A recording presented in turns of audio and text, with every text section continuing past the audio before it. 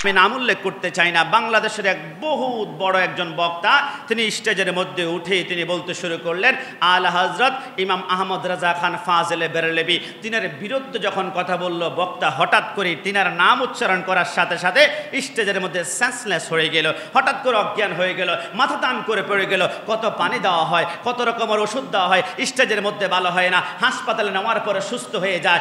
আমার প্রশ্নটা হচ্ছে সেইখানে একজন মানুষ একজন আলা হযরতের বিরুদ্ধে কথা বলার কারণে যদি সেন্সলেস হয়ে যায়, বুঝতে হবে সে আল্লাহর একজন অবশ্যই প্রিয় বান্দা ছিল, এতে কোনো সন্দেহ।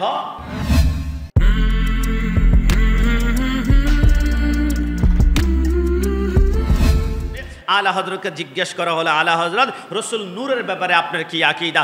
আলা হযরত বলে তেরে নসলে পাক মে হে বাচ্চা বাচ্চা নূরে কা তু হে আইনে নূরে তেরা সব গরানা নূরে কা। আলা হযরত রসুল ইলমে গায়েবের ব্যাপারে আপনার কি আকীদা? আলা হযরত বলে আর কোই গায়েব কিয়া তুম সনাহা হু বলা জব না খুদা হে ছুপা তুম পে করোড়।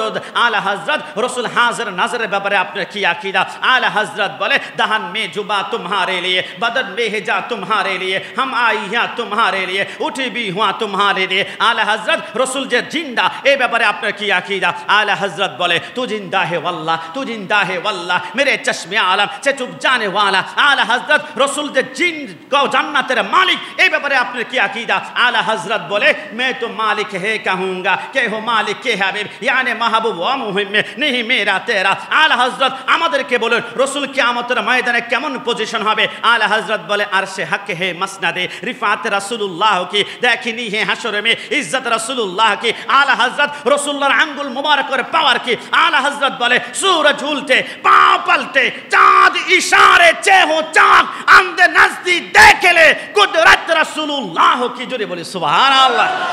आला हजरत এত শান এত আলা হযরত রসুলকে সালাম দেওয়ার ব্যাপারে কি আপনার কি আকীদা? আলা হযরত বলে মুস্তাফা জানে রহমত ফে লাখ সালাম শাময়ে বজমে হিদায়াত ফে লাখ সালাম। চিৎকার মেরে বলে সুবহানাল্লাহ। সে আলা হযরতের বিরুদ্ধে কথা বললে এটা কি আমরা কখনো সহ্য করার মতো? সহ্য করা যাবে?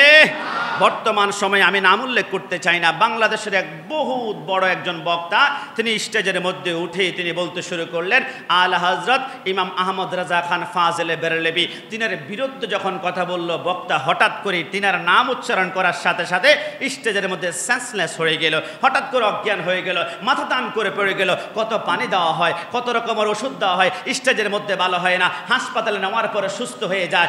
আমার প্রশ্নটা হচ্ছে সেইখানে একজন মানুষ একজন আলা হযরতের বিরুদ্ধে কথা বলার কারণে যদি সেন্সলেস হয়ে যায়, বুঝতে হবে সে আল্লাহর একজন অবশ্যই প্রিয় বান্দা ছিল, এতে কোনো সন্দেহ। একটু জবান খুলে সন্দেহ। আরে তুমি কোন আলা হযরতের বিরুদ্ধে আচরণ করবা? আমি সংক্ষেপভাবে 3 ঘন্টার কথা 2 মিনিটে বলতে চাই। তিনি সে আলা হযরত যে তিনি কোন আলা হযরত যে আলা হযরত 30 দিনে 30 পারা কোরআন খতম করে হাফেজে কোরআন হয়েছিলেন। জোরে বলে সুবহানাল্লাহ। তিনি কোন আলা হযরত যিনি তারা নিজ হাতে 1400 কিতাব লিখেছেন? তিনি কোন আলা হযরত যিনি প্রত্যেক 1 বছরে 24টা করে কিতাব লিখতেন? তিনি কোন আলা হযরত তিনি তার জীবন যুগ বিয়োগ করে দেখা যায় 3.5 মিনিটে তিনি গবেষণা করে 1 পৃষ্ঠা করে তিনি লিখতেন? তিনি কোন আলা হযরত যিনি ডান হাতে লিখতেন বাম হাতে লিখতেন? আলা হযরতকে জিজ্ঞেস করা হয় আপনি ডান হাতে বাম হাতে কেন লেখেন? আলা হযরত বলে ডান হাতে আমার রসুলের শান লিখি, রসুলের মহব্বতের কথা লিখি, রসুলের আশকের কথা লিখি, আর বাম হাতে আমি ওই বাতিল যারা রসুল আকরাম সরকারে মদিনার শানে কুরুক্তি করতে চায়, রসুলের শানে আঘাত করে, আমি বাম হাতে তাদের জবাব প্রদান করি। আমার ডান হাত রসুল্লাহর প্রেমের জন্য, আর বাম হাত বাতিলের দুর্গকে দুমড়ে মুছড়ে ধূলিসাৎ করে দেওয়ার জন্য। জোরে বলে সুবহান। তিনি কোন আলা হযরত যে আলা হযরত জীবনে কোনোদিন তার কদম তিনি জীবনে কোনোদিন থুতু কেবলার দিকে নিক্ষেপ করেননি। তিনি কোন আলা হযরত জীবনে কোনোদিন তার পা পশ্চিম দিকে বাড়িয়ে তিনি বসেননি। তিনি কোন আলা হযরত যিনি তার জীবদ্দশায় 71টি বিষয়ের উপরে জ্ঞান অর্জন করেছেন? তিনি কোন আলা হযরত যিনি 30 খণ্ডের একটা ফতোয়ার কিতাব লিখেছেন? ওই ফতোয়ার কিতাবের নাম হচ্ছে ফতোয়া রেজবিয়া। আলা হযরত একটু জিজ্ঞেস করতে চায়, বর্তমান বাংলাদেশে একটা সম্প্রদায় রয়েছে যারা ইয়া রাসূলুল্লাহকে ফালতু স্লোগান বলতে বলতে চায়, এদের ব্যাপারে আপনার কি আকীদা? আলা হযরত বলে গায়জ মে জল যায় বেদীনों की दिल या रसूल अल्लाह की कसरत कीजिए। ও পৃথিবীর মানুষ তোমরা শোনো, কোন বাতিল যারা ইয়া রাসূলুল্লাহকে ফালতু স্লোগান বলতে চায় তাদেরকে তোমরা মারতে হবে না, তলোয়ার দিয়ে আঘাত করতে হবে না, তাদের গায়ে পেট্রোল মারতে হবে না, তাদের গায়ে 147 দিয়ে গুলি করতে হবে না। ওই বাতিল যারা ইয়া রাসূলুল্লাহকে ফালতু স্লোগান বলে তাদেরকে তোমরা যদি ধূলিসাৎ করতে চায়, তাদের গায়ে কেরোসিন ঢেলে আগুন লাগাতে চাও, আগুনের প্রয়োজন নাই, তাদের সামনে একটা স্লোগান দিবা, ইয়া রাসূলুল্লাহ ইয়া রাসূলুল্লাহ ইয়া রাসূলুল্লাহ। স্লোগান দিতে দেরি হয়, বাতিলের গায়ে দাও দাও করে আগুন লাগতে দেরি হয় না। ডান হাত তুলে বলুন ঠিক কি না? আজকে থেকে মনে রাখতে হবে, আজকে থেকে মনে রাখতে হবে, ওয়াল্লাহি আল্লাহর শপথ, যেখানে দেখবেন নারায়ে তাকবীরের স্লোগান আছে, নারায়ে রিসালাতের স্লোগান দেয় না। একবার নয়, দুইবার নয়, একবার ভুলে হতে পারে, দুইবার ভুলে হতে পারে। 10টি স্লোগান দিলা তুমি, 10টা নারায়ে তাকবীর দিলা, কিন্তু একবার রাসূলুল্লাহর নাম তুমি নিলা না। আল্লাহর শপথ করে বলে মসজিদের মিম্বরে, আল্লাহ তুমি আমার জিহ্বাটা সবার সামনে অফ করে দাও যদি মিথ্যা কথা বলি। যেখানে নারায়ে তাকবীরের স্লোগানের পরে নারায়ে রিসালাতের স্লোগান দিবে না, মনে করতে হবে এরা রাসূল আকরাম সরকারের মদিনার বিরুদ্ধে কোনো ষড়যন্ত্র করছে। কথা বলুন ঠিক কি না? আমরা কালিমা পড়ি লা ইলাহা ইল্লাল্লাহ মুহাম্মদ রাসূলুল্লাহ সাল্লাল্লাহু আলাইহি ওয়াসাল্লাম, আমাদের পিছনে লেখা আছে মসজিদে আজান দেয় আল্লাহর নামের সাথে রাসূলের নাম। আমরা যেখানে যাই, আল্লাহ যেখানে, রাসূল সেইখানে, আল্লাহ যেখানে, রাসূল সেইখানে। পবিত্র কোরআনে 38 খানা আয়াত রয়েছে। আল্লাহর কসম, প্রতিটা আয়াতের আতিউল্লাহ ওয়া আতিউর রাসূল, আতিউল্লাহ ওয়া আতিউর রাসূল, আতিউল্লাহ ওয়া আতিউর রাসূল। প্রত্যেক জায়গায় আমার আল্লাহ রাসূলকে তার সাথে লাগিয়ে রাখে, তার সাথে অ্যাডজাস্ট করে লেখে।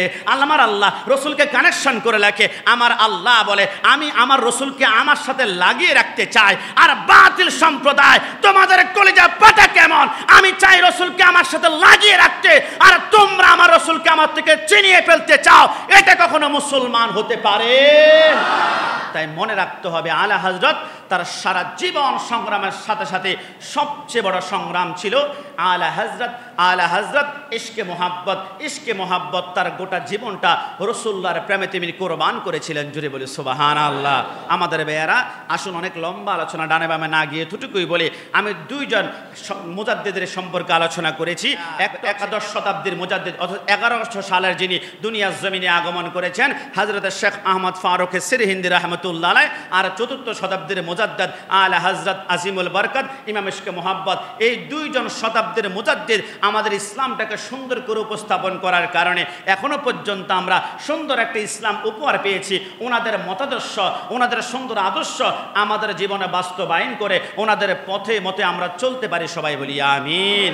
এটা মনে করবেন না অন্যান্য বিষয় নিয়ে আলোচনা করলাম না, আমি শুধু এতটুকুই বলেছি এই সফর মাসে দুইজন মুজাদ্দিদ দুনিয়ার জমিন থেকে ওফাত গ্রহণ করেছেন, এই জন্য দুইজনের আলোচনা করেছি। অন্যান্য মাসে যখন ইমাম বাইহাকি, ইমাম গাজ্জালি, ইমাম তাকিউদ্দিন সুবকি, ইবনে হাজার আসকালানি ওনাদের নাম আসবে, তখন ওনাদের সম্পর্কে আলোচনা করা হবে। আসুন রব্বুল আলামিনের কাছে প্রার্থনা, মুজাদ্দিদ যারা আছে তাদের সাথে আমাদের জীবনকে অ্যাডজাস্ট করে আমাদের জীবনকে আলোকিত করতে পারে। সবাই উচ্চ আওয়াজে বলি আমিন। ওয়া মা তাওফিক ইল্লা বিল্লাহ। যারা